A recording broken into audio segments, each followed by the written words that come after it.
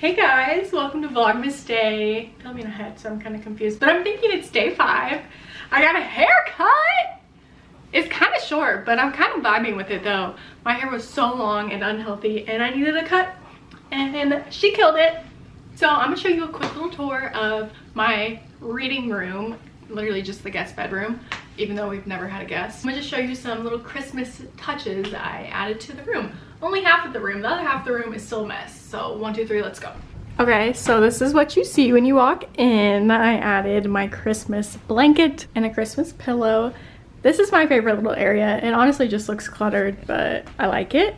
So my little book stack I had here, I changed out for a Christmas book on top, and then the side of it, we've got green, red, just Christmas color books over here. I thought that was a nice touch. I've got my caffeine-free Diet Coke I'm drinking, so that's normally not there. The lamp kind of matches the Christmas vibe, okay? Added these cute Christmas trees. I have my hot chocolate candle. This is the best candle ever. It's from Bath & Body Works. They don't sell it anymore. And then I just added a little ornament right there that says Toby. My reading chair is still over here with a bunch of junk on it, but it normally goes over here. Here's my bookshelf. I'm kind of overwhelmed right now because I have too many books. Big shocker there. The only thing I added over here is this little Christmas tree truck. I don't know if you guys can see that. There's my jelly cat too. I love it.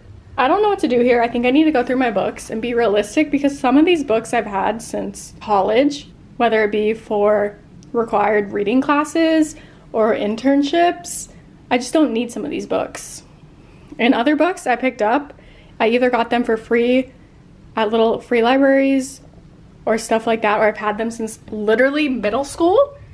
Does anybody else remember All American Girl by Meg Cabot? Is that how you say your last name? This was my favorite author in my teenage years. I still have this. What the heck? So some of these books are really old, and here are some new books right here. I don't know what to do. So I've got to figure this out. I feel like this shelf is fine. This shelf is fine.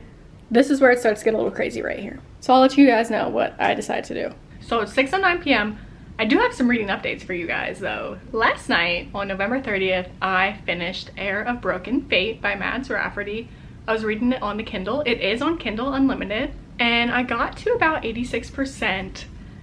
And I'm gonna be honest, I skimmed the rest of it.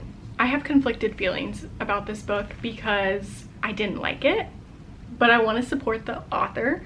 Like I said in earlier videos, she's doing a really nice job promoting her book. I think she's just promoting it incorrectly. Like if I was trying to help her out, if I was her manager, this is what I would do.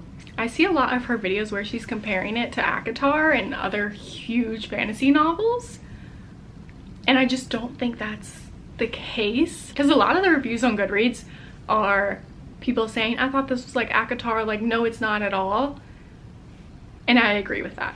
I think if she were to step aside and just not compare it to any other book and just market it as a new fantasy debut novel by a new author, I think that would go over better than like comparing it to Sarah J. Maas. I don't know. Because there is potential behind this book. It personally was not my favorite, but I think other people would really like it.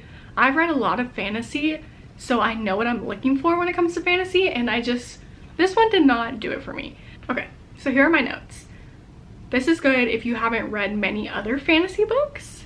I think in a way, like if you're maybe younger, maybe a teenager and you want to get into fantasy, I think this is a good book to start with. However, it did get spicy at the end there. At around 80%, I was like, damn.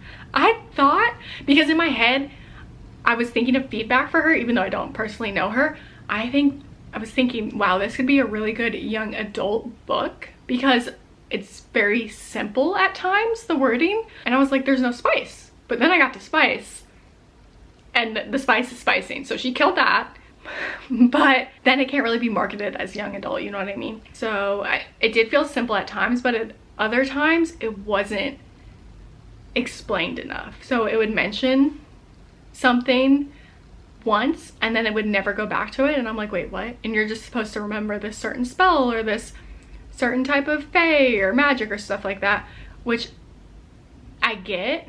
That's on me for not remembering, but I feel like in other fantasy books it will bring in reminders or something like that. At one point I just forgot what the plot of it even was, to be honest.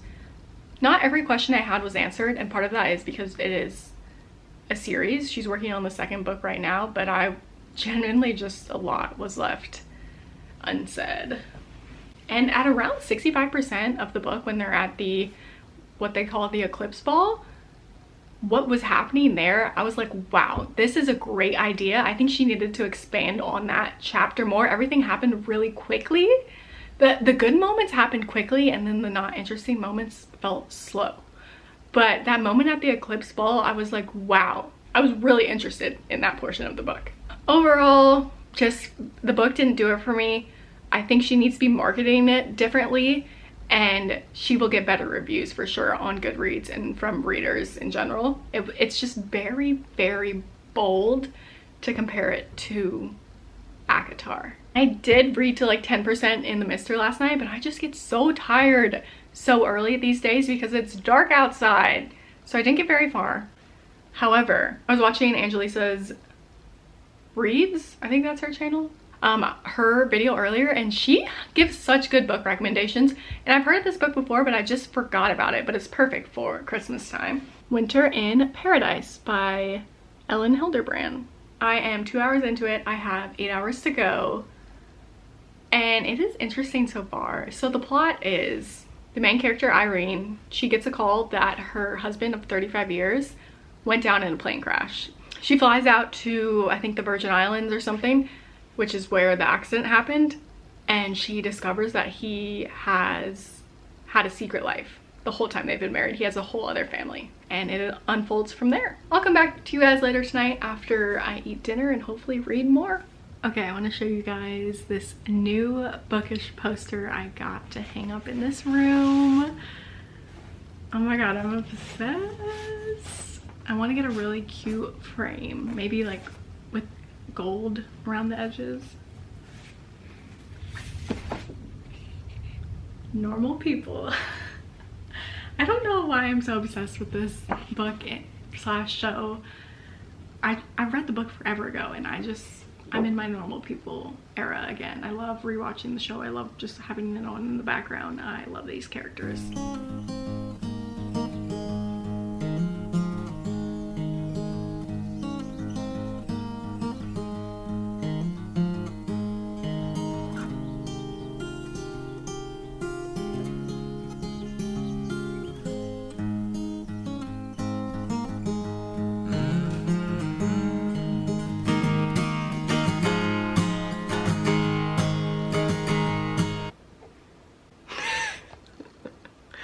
Okay, hey everybody, I read to 20% in The Mister by E.L. James, or E.J. I don't know, I already forget, but it's the same author as 50 Shades of Grey. And Sam is reading 10% through For Whom the Bell Tolls, Ernest Hemingway. Okay, so he's smart. Hey guys, so it's actually 2 days later from when I filmed my last clip, but I actually haven't been reading a lot this weekend. We've been doing a lot with Miss Ruby over there, our foster dog. It was her adoption day meet and greet today, so that took a while, and she just met with potential families that wanted to adopt her, and then we kind of get to pick who we liked and read their application. So we'll still have her for a little bit longer, I hope another week or two, because I love her. But I did end up reading until 35% into The Mister by E.L. James, same author as 50 Shades of Grey. This book is free on Kindle Unlimited, and it's good. I'm at a really exciting point, or a turning point, I guess, in the main character's relationship, so I'm excited to keep reading tonight. But first, I did want to show you my book of the month because it came today. Okay, so my December book of the month pick was No One Can Know by Kate Alice Marshall. And this was an early release for her because book of the month sometimes does early releases for popular authors. And I do know that she has a ton of other thrillers out, and her most popular one is What Lies in the Woods. I've never read anything by her, so I'm excited to read this, and it looked so good that I chose it over the romance option, which you guys know I always pick romance for book of the month. I will read you just a short little blurb from it. 3 sisters, 2 murders, and too many secrets to count. 14 years ago, the Palmer sisters, Emma, Julia, and Daphne, left their home in Arden Hills and never returned. But when Emma discovers she's pregnant and her husband loses his job, she has no option but to return to the house that she and her estranged sisters still own, and where their parents were murdered. Spooky. And they sent stickers. They never send stickers, but they're cute little holiday book of the month stickers. Like and subscribe for more Bookmas content because it's coming your way, even if you don't want to watch it. Ready or not. Ready or not, I'm still gonna post videos even if 14 people watch. See ya!